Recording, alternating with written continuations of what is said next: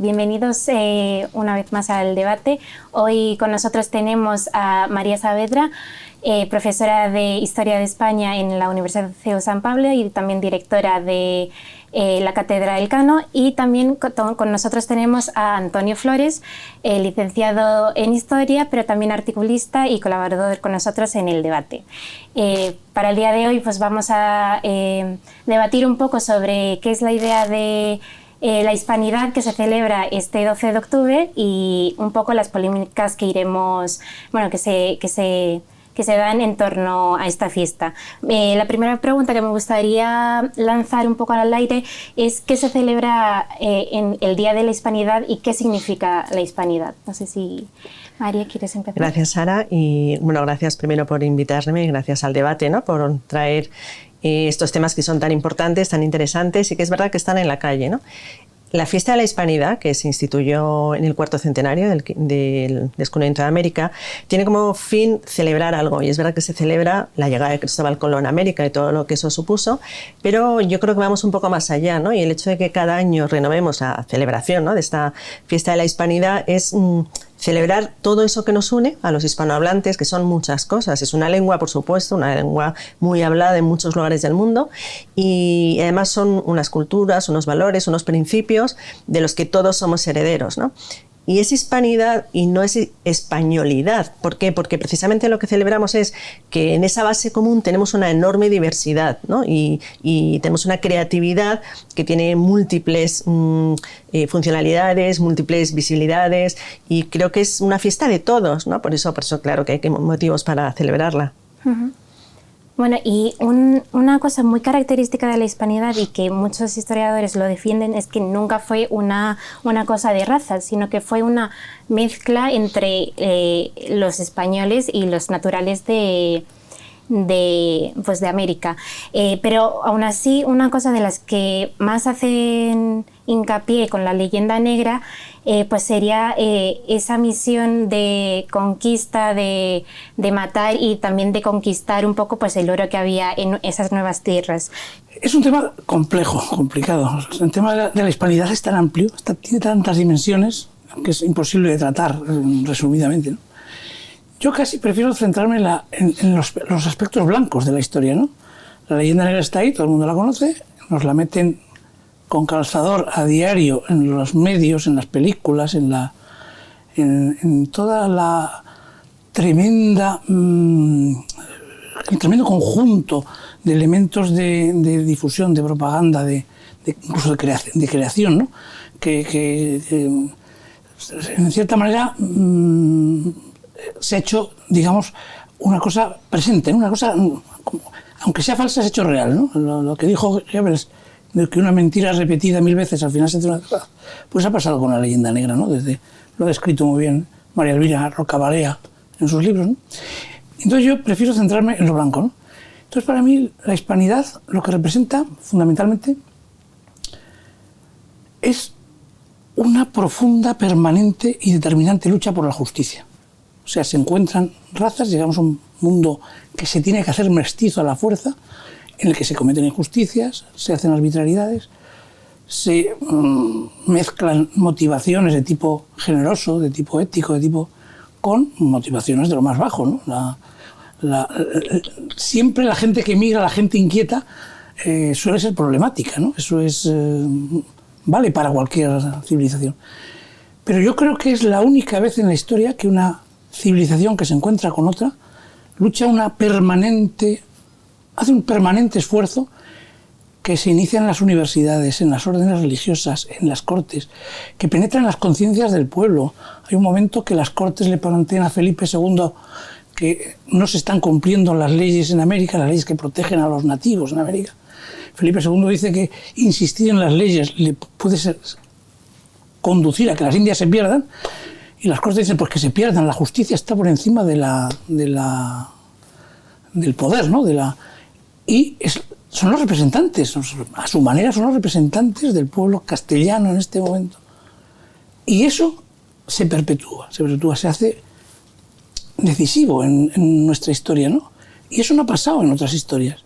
eso que penetra hasta la conciencia, sobre todo que incide en la conciencia de los gobernantes, ¿no? Las disputas que los reyes católicos, luego Carlos V, Felipe II, tienen que arbitrar porque están ahí.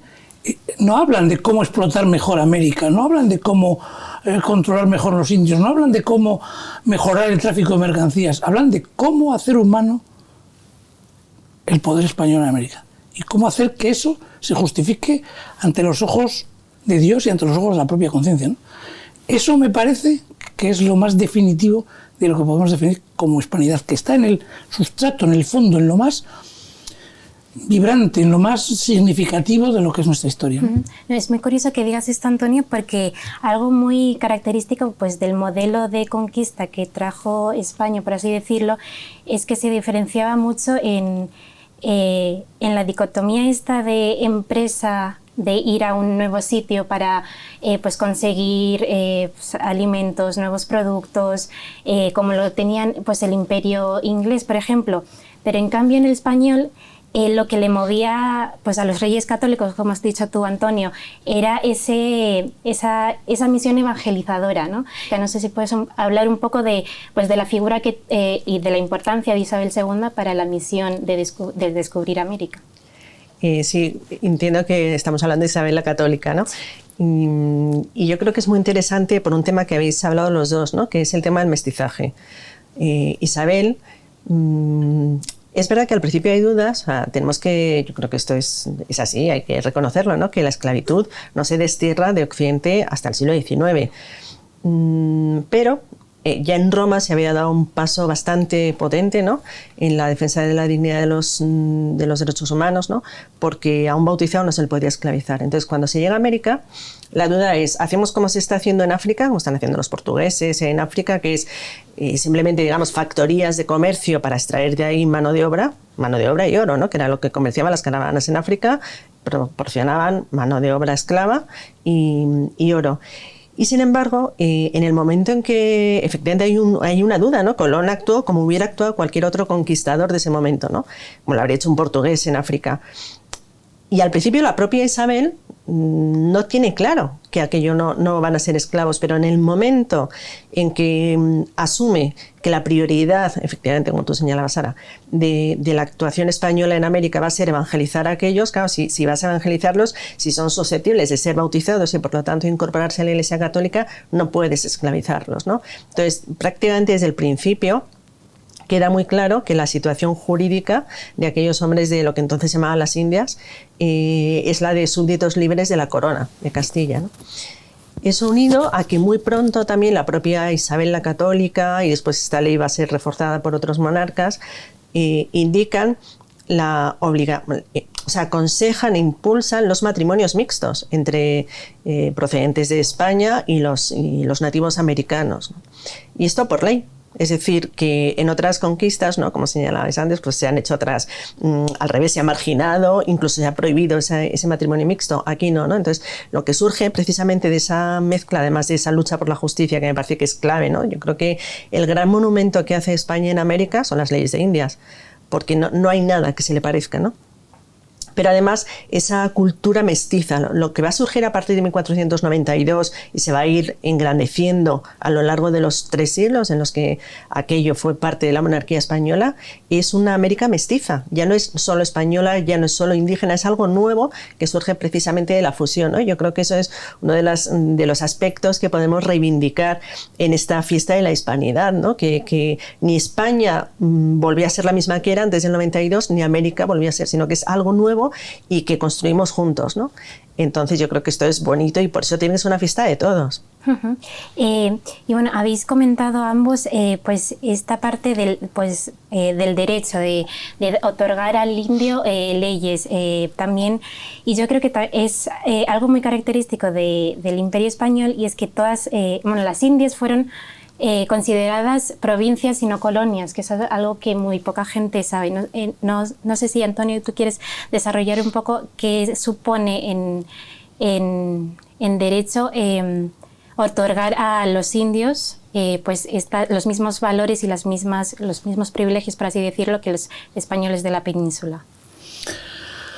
Por desgracia no fueron los mismos, ¿no? Aunque sí que tenían un carácter protector, ¿no? ¿Por qué? Pues porque la reina Isabel, entre otras cosas, dice: los indios son hijos de Dios, hijos de la reina. ¿Eso qué significa? Por un lado, reconocer su humanidad, que en algún momento está en discusión, ¿no? Y por otro lado, reconocer que forman parte del acervo político de la monarquía española. Si son hijos de las reinas, que son súbditos de la reina. Y tienen que ser tratados en principio como otros súbditos. ¿Qué supone? Que como a pesar de su generosidad y de su tendencia a hacer las cosas bien y de esa lucha por los principios morales que deben de informar el tratamiento político de las cosas, reconocían realidades. La inferioridad de los indios era objetiva, no se podía obviar. Y eso les ponía en situación de inferioridad respecto a los peninsulares. Y, por lo tanto, producía la necesidad de protección. Hay que proteger al débil frente al fuerte. Otro principio. Los débiles deben de ser protegidos. ¿Cómo se les protege? Con las leyes. Los castellanos eran legalistas. Emigraron más abogados a América que cualquier otra cosa, que cualquier otro, salvo militares, quizás, que tampoco fueron muchos. Emigraron miles de abogados a América, y los abogados sabemos cómo son. O sea, iban buscando los intereses también, pero también los problemas. Donde hay problema, ahí hay un abogado para fijarse en el problema y para movilizarlo. Y venían de las universidades, de unas universidades determinadas por la Iglesia y determinadas por los principios morales del cristianismo, ¿no? Se inventa el derecho de gentes. Ya había algunos precedentes, pero se inventa el derecho de gentes. Entre Alcalá, Salamanca y Valladolid se inventa el derecho de gentes. La persona tiene derechos por ser persona, aunque no sea súbdito, aunque no sea mi compatriota, no se le puede maltratar por ser ajeno. Eso surge de las universidades españolas, probablemente por este conflicto inicial de encontrarse una humanidad nueva, diferente, que genera problemas, genera oportunidades y sobre todo abre un horizonte maravilloso de crear un mundo nuevo, ¿no? Porque otra cosa que supone la hispanidad es el triunfo del Renacimiento. O sea, todo lo que el Renacimiento había aventurado, maravilloso, basado en la experiencia de la Edad Media, sin duda, que también fue muy creativa y fue impresionantemente impulsora de lo que es más humano y lo que está en el corazón del hombre, pues se consolida con el descubrimiento y la conquista de América. Y llega a entenderse en esa nueva política del Renacimiento, que significa que los reyes, el poder político, tiene que estar, en cierta manera, al servicio del pueblo, al servicio de la gente, de lo que forma el cuerpo político de los estados.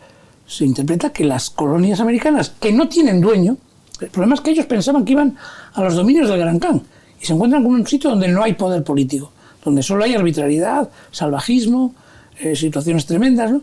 Entonces, esto tenemos derecho a apropiárnoslo entre comillas, ¿no? Aquí hay que imponer un derecho, aquí hay que imponer una norma, aquí hay que poner un poder político. Y ese poder político es el mismo que España. Por lo tanto, eso que encontramos pasa a ser en igualdad de condiciones y se llaman reinos, ni siquiera provincias, se llaman reinos. Y van ahí virreyes a gobernarlos. Son los reinos al otro lado del Atlántico, ¿no? Eso tiene unas consecuencias jurídicas radicales. Que es que cuando los indios venían a España, eran tratados como seres humanos en principio, no se les podía esclavizar desde luego, y tenían las mismas oportunidades y las mismas dificultades que también las tenían los habitantes de los reinos europeos, ¿no? Entonces, esa juridicidad de la conquista española de América, ese buscar plasmar en leyes los principios que debían movilizar la acción humana y hacer lo posible porque se cumplieran, que era más complicado era más complicado hacer cumplir las leyes que enumerarlas, ¿no? Que promulgarlas. Eso fue una tarea, que nunca se acabó. Y que cuando se cambió con los Borbones, cuando las Indias dejaron de ser consideradas reinos para pasar a ser, por culpa de la bien tratada y malhadada para mí Ilustración, inició el camino de la separación. Cuando las Indias dejaron de ser colonias, dejaron de ser reinos para ser colonias, Se rompió un proceso que luego llevó a lo que llevó, ¿no? Bueno, y la acción de España no solo se concreta pues, en la evangelización y como tú has dicho, Antonio, en otorgar dignidad a estos nuevos pues, súbditos de la reina, sino que también fue una labor cultural, porque también todos los misioneros que fueron allí, lo primero que hicieron fueron construir universidades, y también se preocuparon por recoger las lenguas indígenas, recoger su gramática, enseñar a los propios indios su gramática. ¿Dónde se encuentra esta importancia de la mezcla entre culturas y sobre todo esa intelectualidad hispano-latina o hispano-filipina también, que podemos hablar? Sí, yo creo que es un tema especialmente significativo porque si conocemos el final, ¿no? Que tú hablabas de pues, una serie de cambios que al final desembocan en la emancipación, en la independencia. En el momento de la independencia de los territorios de la monarquía española en América, tenemos cerca de 30 universidades en América, ¿no? Eso no lo ha hecho nadie, o sea, ni en España, por supuesto, ni en la España peninsular teníamos tantas. ¿Qué quiere decir? Que hay una inversión muy fuerte en los territorios americanos, ¿no? Una inversión en cultura, una inversión... Yo me estoy leyendo ahora un libro que me parece magnífico de Felipe Fernández Armesto y Manuel Lucena, que se llama Un imperio de ingenieros, y es muy interesante porque no va en contra de nada, ¿no? Sino que simplemente explica cómo... Igual que nosotros, eso no lo dice el libro, pero yo creo que es una de las conclusiones que se pueden extraer de su lectura, ¿no? Nosotros debemos a Roma el ser una cultura urbana, unas obras públicas, pues un poco lo mismo hizo España en América, proyectó allí esa mentalidad renacentista, ¿no? Que tú señalabas, y lo que hace es construir toda una red de hospitales, de escuelas, de caminos, de acueductos, que no quiere decir que no las hubiera, ¿no? Había obras públicas en los grandes imperios que sí que estaban desarrolladas, pero lo que España hace para unificar todo aquel territorio es una labor impresionante, ¿no? También desde el punto de vista de la ingeniería. Y en concreto, como tú señalabas, la importancia que se da a las culturas, ¿no? Que a veces incluso se habla de etnocidio o en el sentido de se acabó con las culturas que existían, y esto simplemente hoy con pasear por cualquiera de los territorios americanos uno escucha hablar lenguas, además del español, pues escuchas quechua, escuchas aymara, escuchas maya, náhuatl.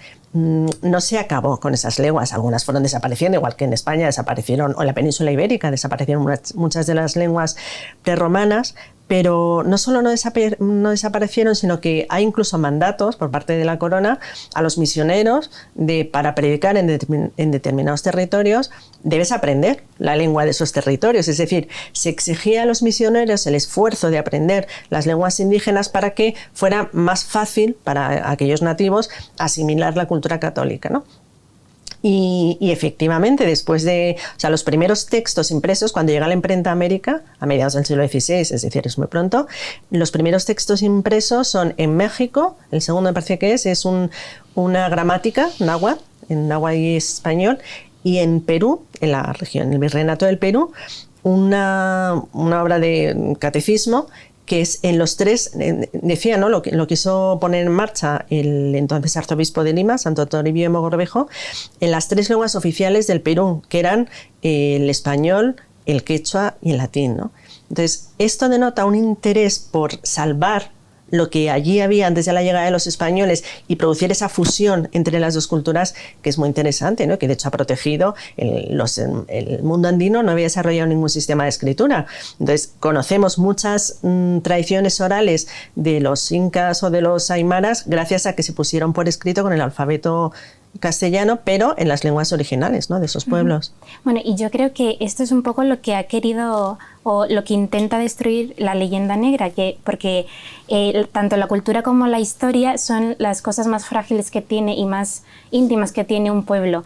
Pero ahora, la leyenda negra empezó un poco como esa propaganda contra nuestra historia por parte de nuestros enemigos.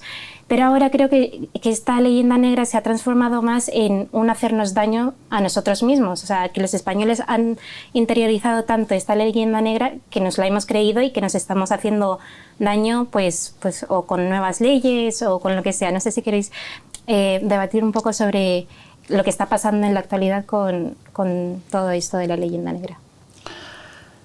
Pues me resulta difícil hablar de esto, pero hay que hablarlo, sin duda, ¿no? O sea, está explicada la génesis de la leyenda negra. Hay muchos libros dedicados al tema de la leyenda negra y muchos, a su vez, muchos estudios y muchos proyectos, digamos, de difusión basados en la leyenda negra. Y yo vuelvo a mi primera intervención. Creo que es un problema de visión, es un problema de qué ojos miran. O sea, los ojos pueden mirar con la mirada limpia, como estamos mirando este maravilloso panorama que tenéis aquí, por fortuna, en vuestra redacción. Y después hay unas nubes preciosas, con un color, con una tonalidad difusa, que a mí me parece maravillosa, ¿no? Pero también te puedes mirar, qué cantidad de antenas hay, qué rollo de antenas, qué monstruos, pero qué pasa aquí, que hay tantas antenas, qué feo es esto, ¿no? Esa fachada está ahí como lamparones, o sea, los ojos sirven para muchas cosas, sirven para mirar lo bueno y para mirar lo malo. La mirada torva, odiosa, que se centra en lo malo, siempre encuentra argumentos para justificar su propia maldad, ese propio carácter odioso, ¿no?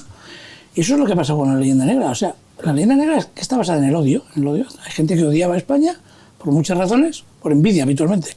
Los italianos, que fueron los que empezaron, es porque decían, ¿cómo es posible que nosotros, que somos tan listos, tan guapos, tan maravillosos, con este arte, y esta técnica y esta cultura que tenemos, eran estos destripaterones castellano-aragoneses aquí, y nos ganen siempre, se impongan, nos gobiernen, y eso generaba rencor.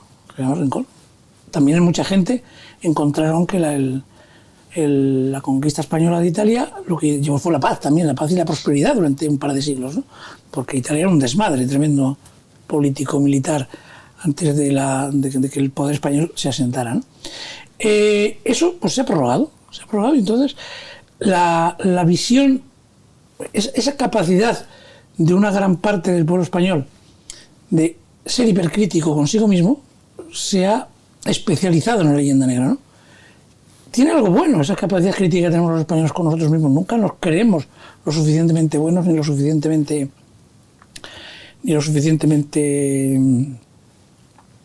positivos, ¿no? Nunca creemos que estamos a la cabeza de las cosas, ¿no? Tú cuando estás fuera, cuando sales fuera, que yo he tenido que salir por trabajo mucho a España, pues te comparas y dices, pues, joder, pero si es que nosotros tenemos de esto y más, ¿no? Hay cosas que nos ganan, ¿sí? Pero la capacidad de estar siempre buscando lo peor de nosotros es una característica española que si estuviera bien dirigida no sería mala, porque lo malo hay que corregirlo, ¿sí? ¿No?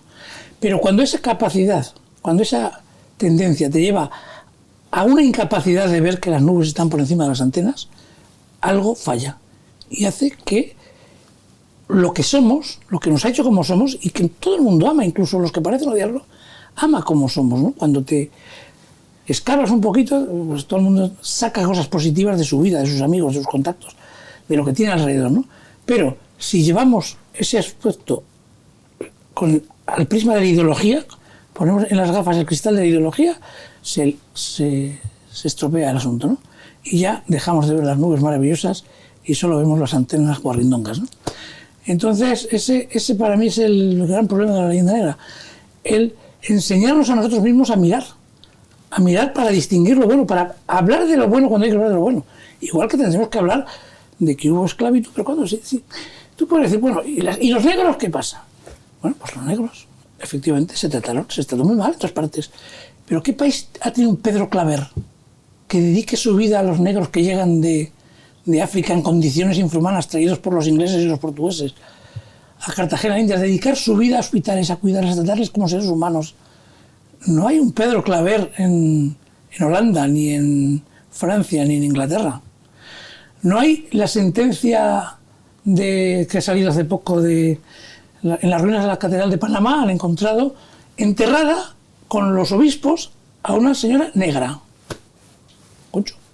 Han empezado, como otra cosa que tenemos los españoles, sobre todo los castellanos, bueno, todos, porque también los aragoneses se las traen, en ir buscando, guardando, somos en ese sentido como las viejitas guardando los recuerdos, ¿no? Pues tenemos unos archivos, unos recuerdos históricos tremendos. Pues han encontrado que esa señora, que era esclava de un clérigo de la catedral, la usó como amante y la hizo hijos.